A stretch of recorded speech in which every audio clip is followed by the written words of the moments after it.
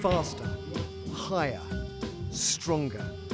These days, it seems we all want the perfect body. Okay, one more from me, and that is it. I know my limits. It's all too easy in a place like this to pull a muscle, tear a ligament, or damage a disc, but as any good trainer will tell you, safe exercise is good exercise. You know, heroic as it might seem, it makes no sense to me to train yourself to the point of destruction. And it makes even less sense to pay someone else to push you to breaking point. I had a lot of lower back pain, really struggled to walk. Turned out that I've got an inflamed tendon, but also a tear in the tendon. It affected my vision, I couldn't drive.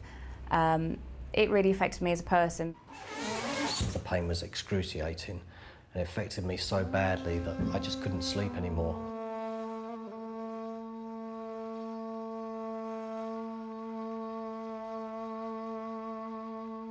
Just very slowly start to walk out through the hands. That's it. You've got it. There was a time when a personal trainer was the exclusive privilege of the super wealthy.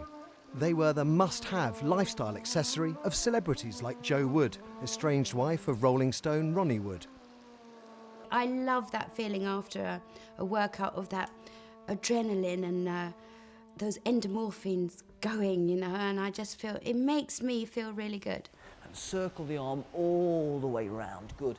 She sees her current trainer, Mike, 3 times a week. The job of a trainer is really to change people's minds and perceptions about their body. And then just bring your upper body out over your hands. A good personal trainer should have a very good grounding of anatomy and physiology, how the body moves and how the body works. Good people skills. Be a good listener. Have empathy for the client. You know, again, not my way is the best way. I think you have to feel comfortable with your trainer.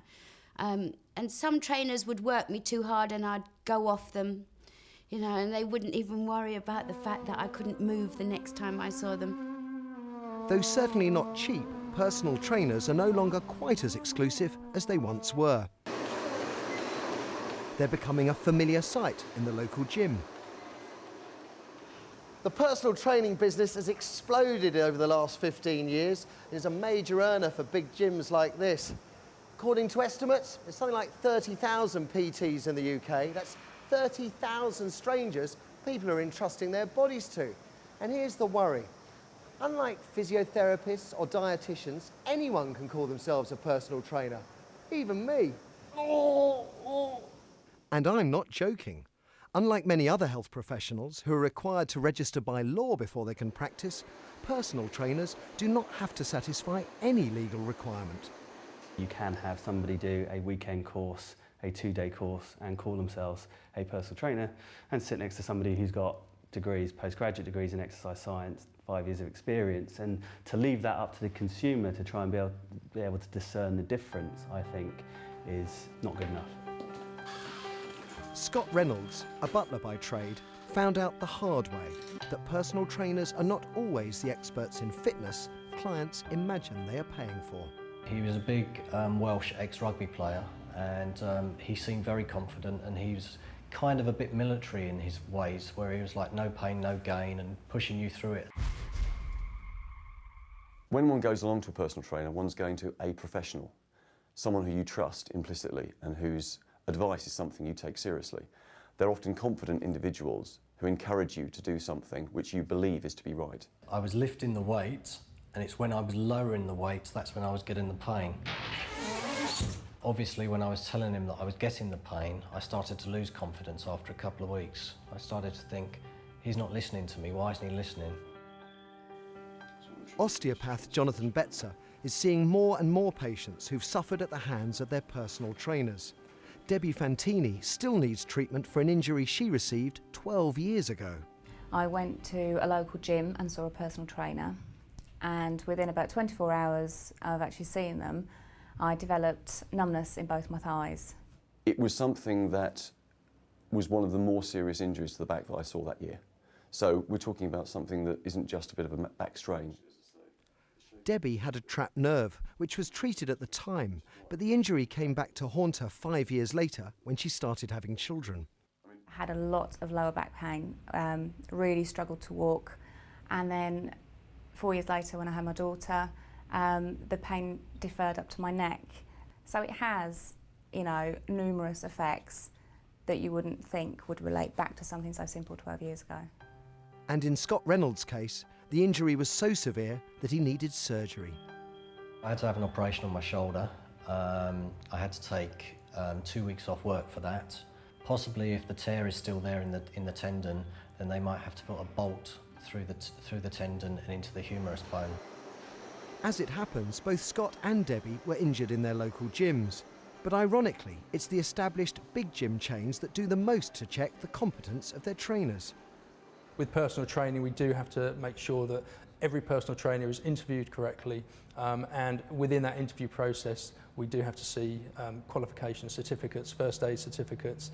We ensure that they are insured to the correct level, and also that they are members of the REPS register. But not all gyms require their PTs to join REPS, the Register of Exercise Professionals. This is the self-regulatory body of the fitness industry, but it's voluntary. And I found even if a gym insists on accreditation by REPS, the process seems almost too easy. Do I come to an interview? No, you would apply via an application form and you would send me evidence of your certificates of qualification. OK. Originals? No, copies? Is that not risky? No, we're very good actually at spotting anything that's fraudulent because we know all the qualifications and we know all the certificates and what they look like. Well, I wouldn't agree. I think it's fairly easy to beat the system. I think there are some simple things they could do to really tighten up the controls. 180 degrees, nice.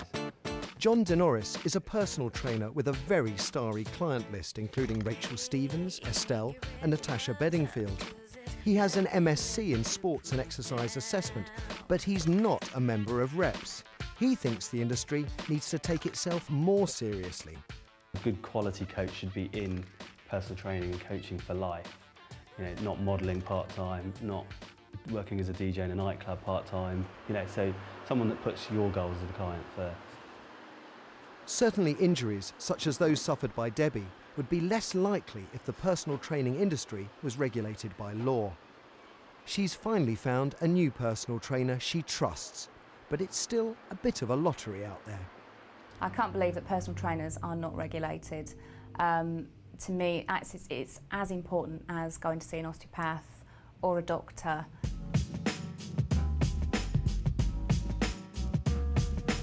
It may be that the personal training industry has simply grown too big for its jogging pants, and the ways in which it regulates itself simply can't keep pace with the speed at which it's growing. How am I doing, by the way? Doing great, mate. Well, there's no doubt in my mind that most personal trainers deliver a genuine health benefit to their clients. But without legal protection for the term personal trainer, well, there's plenty of scope for unqualified cowboys to damage both their clients and the fitness industry. For the moment then, we should all take care in choosing the person we trust with our bodies. But the pressure to look good and the desire to feel good drives us on, and there's no doubt the age of the personal trainer has arrived.